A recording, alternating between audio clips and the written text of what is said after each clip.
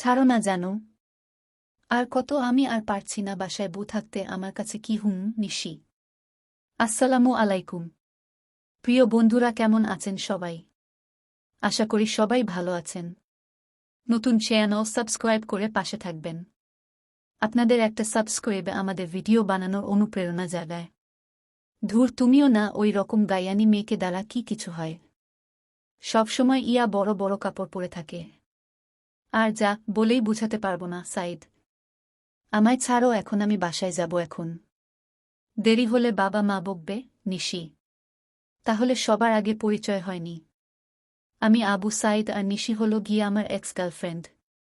আর দুদিন আগে মা বাবা জোর করে একটা গায়ানি মেয়ের সাথে বিয়ে দিয়েছে, ওর নাম দিয়া। মেয়েটা দেখতে খুব সুন্দর, তবে খুব লাজুক, সব সময় দূরে দূরে থাকে। নিশি, তোমার বউ যদি জানতে পারে আমাদের এই শারীরিক সম্পর্কের কথা, তাহলে তোমায় ডিভোর্স দিবে। সাইদ, জানলে জানবে, তাতে আমার কি। আর ডিভোর্স দিলে তো আমি মহা খুশি হব, আর তোমাকে বিয়ে করে নিব সোনা। নিশি, জানো, আর এসব লুকিয়ে লুকিয়ে করতে ভালো লাগে না। সাইদা, তাই শোনা। কালকে আমার বাসায় কেউ থাকবে না। বাবা মা আর দিয়া বাইরে যাবে।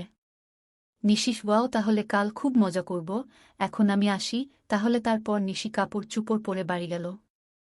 আর আমি বাসায় আসলাম।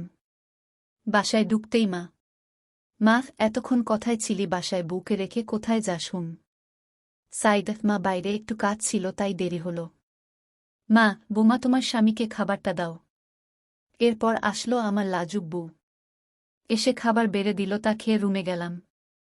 এখন রাত 9টা বাজে, খুব ঘুম পেয়েছে, সাথে পা গুলাও ব্যথা করছে। একটু পরে আসলো আমার লাজুক বউ। আমার চোখে চোখ পড়তেই মুখটা লাল হয়ে গেল। সাইদ, শুরু হয়ে গেল মাথায় শয়তানি বুদ্ধি। এই মেয়ে, এদিকে আসো।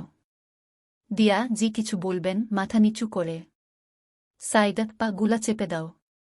কিছুক্ষণ দাঁড়ায় থাকল। এবার রাগ উঠে একটা দিলাম ধমক। কানে কথা যায় না, খুব জোরে কথাটা বললাম। এরপর সুর সুর করে গিয়ে পা চিপতে লাগল। আহ, কি আরাম! আর কি নরম হাত! কিছুক্ষণ পর ঘুমিয়ে পড়লাম। যখন ঘুম ভাঙল রাত 1:20। হঠাৎ মনে হলো কেউ পা ধরে আছে, কিছুটা ভয় পেয়ে গেলাম। এটা আবার ভূত টুতো না তো?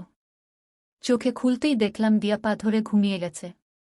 মেয়েটার দিকে দেখে মায়া হচ্ছে, জানি না কেন প্রথম থেকেই এমন হচ্ছে। তারপর ওকে আমার পাশে শুয়ে দিলাম।